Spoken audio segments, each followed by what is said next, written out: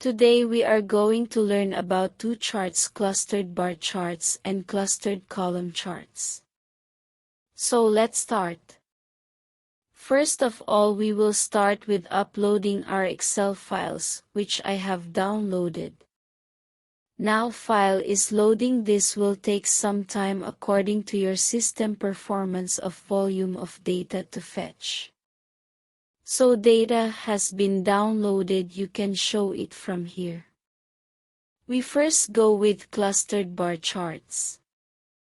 I have clicked here, now I can see it on my Power BI screen. I will pull out the column name category at x-axis and sum of sales at y-axis.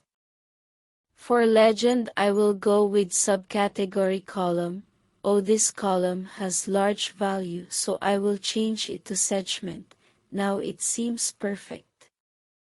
So here we can see three different bars for segments, which makes it more readable. Let me zoom it to have clear view. Now we will do some formatting to make our reports visual look better. You can go as per your creativity and can make your reports more beautiful. It's totally depend on your skills.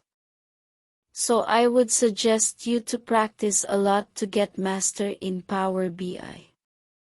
Now I will copy the same report and paste it. Just do Ctrl+C and Ctrl+V. Now I will drag it and click on clustered column charts.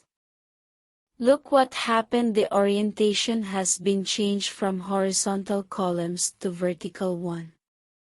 So that's it for today, guys. Keep practicing and please subscribe my channel for more about Power BI.